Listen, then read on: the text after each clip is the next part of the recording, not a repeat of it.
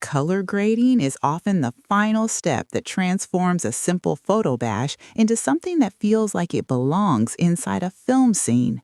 Today, how to explore photo bash color grading styles.